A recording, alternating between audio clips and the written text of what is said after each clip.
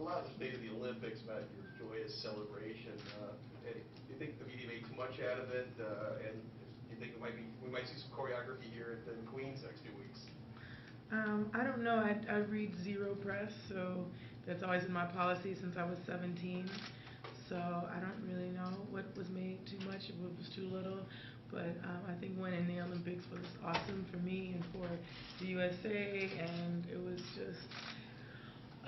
I'm still kind of in the Olympic moment. I love the Olympics, and you know, I was just so proud when we finally had that final tally of gold medals that I had contributed to. So it was really awesome.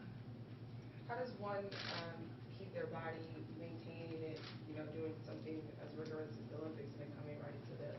How do you maintain your stamina?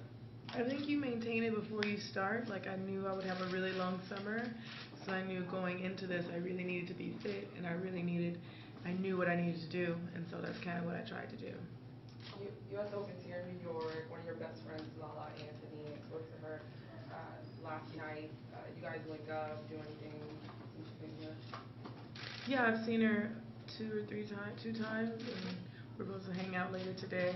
So I'm excited. It's always good to relax with her. She's really just so easy and so chill. A lot of Americans came to prominence during this Olympics. Some of them names we never heard before. Is there any one fellow American who stood out to you that you met and that you were inspired by, or maybe was inspired by you? Well, I didn't get to meet many of the Americans because we were at the tennis. Our event began like as soon as the Olympics began. So by the time the tennis was over, then I didn't get to meet anyone. But I think Michael Phelps still stand out, even though we already know him. And I think Gabrielle Douglas really was able to stand out and do some fantastic things. Speaking of your Olympic brethren, Gabby Douglas, she came under.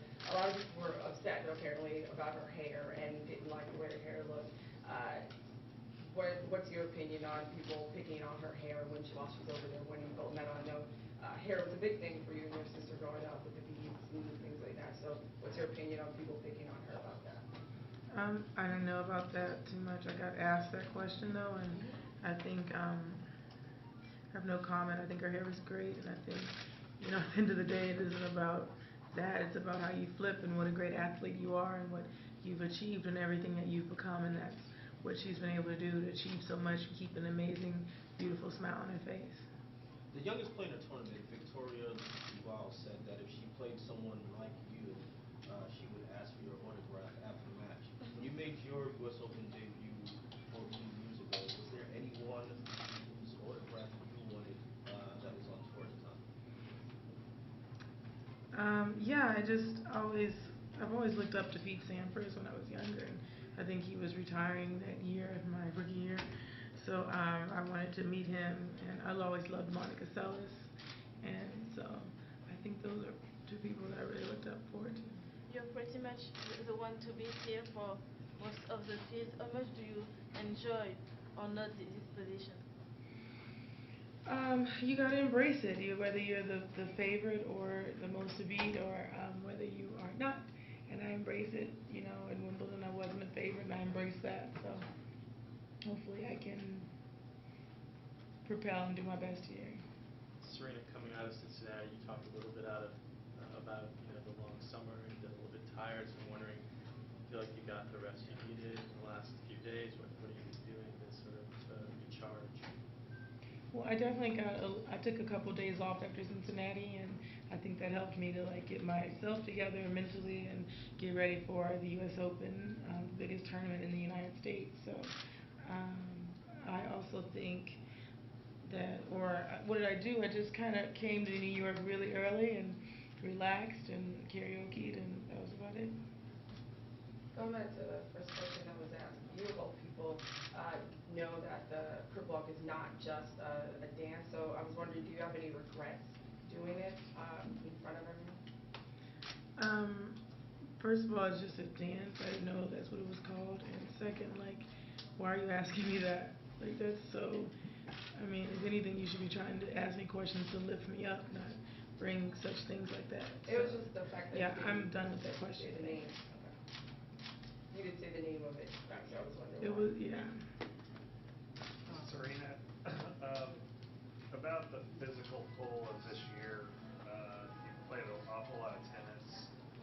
any way to get ready for this, possibly 2 more weeks of tennis on hard court after kind of I look forward to it. I feel like I haven't played hardcore tennis this year. Like I played Miami, and then I was into clay.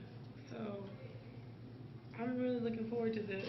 Oh, actually, that's not true. I did play Brisbane in the Australia, and I played Fed Cup.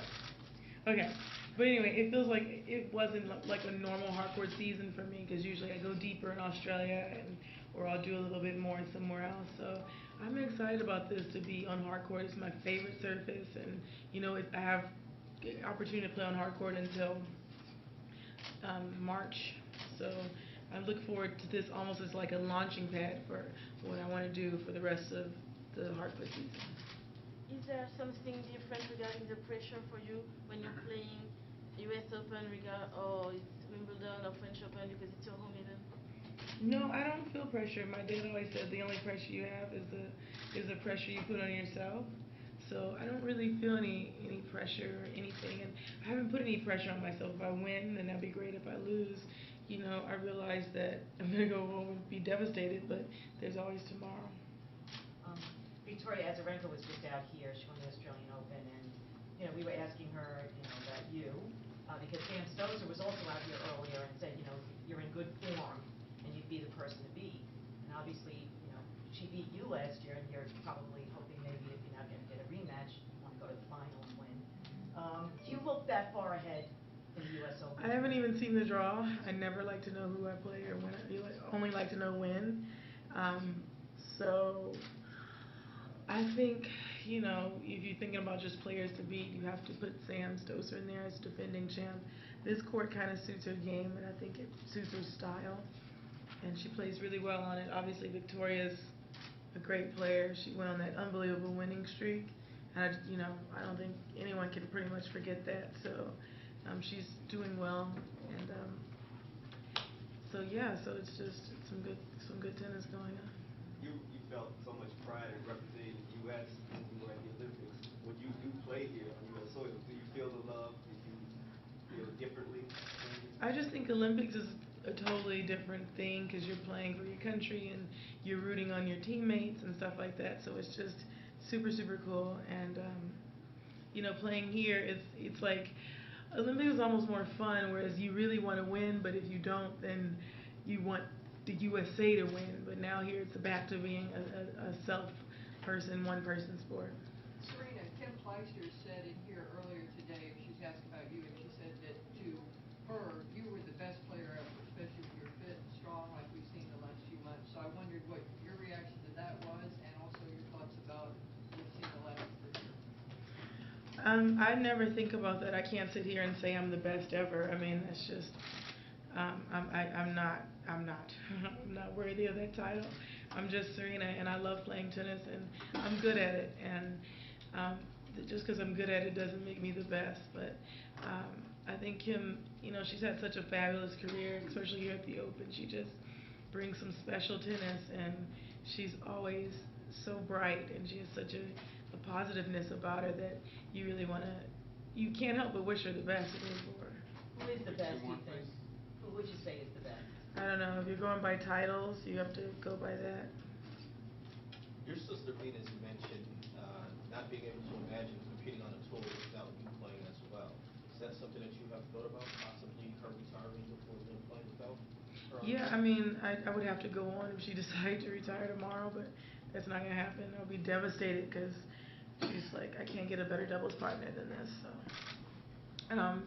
but no, we're going to, I don't know, if it was that soon, I would have to go on, but if it was a little later, maybe we'll be together.